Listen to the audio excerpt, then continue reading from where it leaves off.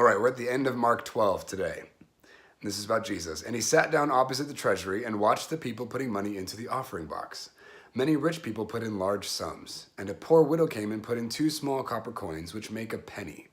And he called his disciples to him and said to them, "Truly I say to you, this poor widow has put in more than all those who are contributing to the offering box. For they all contributed out of their abundance, but she, out of her poverty, has put in everything she had, all she had to live on." What an interesting object lesson. Now, one thing that drives me nuts when it comes to money and measuring sticks and judgment is people often will praise and favor and be biased toward the poor person, regardless of the spirit or the state of their heart.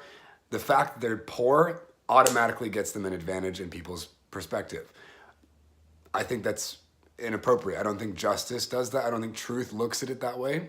And then conversely, someone who's wealthy or rich or has a ton going for them automatically is put at a disadvantage in that perspective and is judged more harshly because of their abundance. And again, not regarding the spirit or the heart, but just the fact that that person has more, they're already scrutinized in a way that a poor person wouldn't be. And I think that's inappropriate in both occasions. And then the opposite for both as well. It's inappropriate because we're looking on the outside, right? And man looks on the outside, but God looks on the heart. And that's not a reason for us to just accept that we're human and God's God. We're actually supposed to function the way he does because he's in us. So we don't look on the outside anymore. We look at the heart, regardless of if they're poor or they're rich. So if they're poor and poverty-stricken and selfish and rude and, this is the wrong word. If they're poor and bound by lack and fear and self-hatred or whatever, we don't celebrate that stuff. That stuff sucks. It kills people. It ruins people's lives. That person's trapped. And we don't punish them for that, but we don't celebrate this stuff.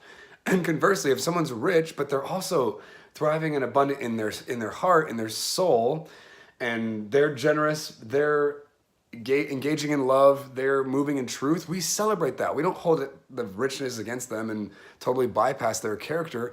We look on the heart in both situations, right? So anyway, another thing I love about this whole situation is this woman is legitimately putting in more value into that offering box than any of the other people who, obviously, money-wise, the other people are giving way more. But the widow is giving more sincerely, more value is being offered because those 2 coins, whatever they were, that equaled a penny, have significantly more value to her than the thousands of dollars the other people are throwing in there that doesn't really affect them or move them because they have hundreds of thousands of dollars or whatever, right? Store up for yourselves treasures in heaven, because where your treasure is, that's where your heart's going to be. When we give, whether it's money or time or energy or gifts or whatever we're giving to whomever, if it doesn't cost us anything, if there's no sacrifice, there is not much of a gift. And it's not about the stuff. Like when we're kids, we just want that cool thing. We want the toys, we want the whatever. But as you get older and more mature and you engage more in what's happening in the spirit realm, the gift is actually the thing that's being offered by the person giving it, not just the substance or the object itself, right?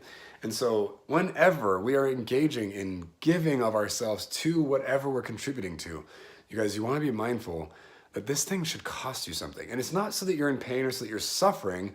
It's that this thing should cost you in the heart realm, meaning this thing matters to you. And by giving it, you're actually giving up something of yourself. In that place is the actual gift, is the actual authentic, valuable offering. And this is what the Lord is seeking. And this is what the people around us deserve. This is how love moves. So when you give gifts, when you contribute, when you serve, when you release what you have to other people, let it come from that place of where your affection lies. Pull from the storehouses of where you actually value stuff and give from that place. And maybe it's not money. Maybe it is. My point is, regardless, where your heart is and where your value is attached, that's where you want to be giving from, because that's the place where you're actually going to be offering value.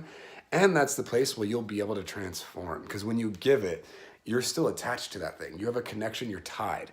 And whatever comes from your gift, whatever transformation or increase happens, that happens to you.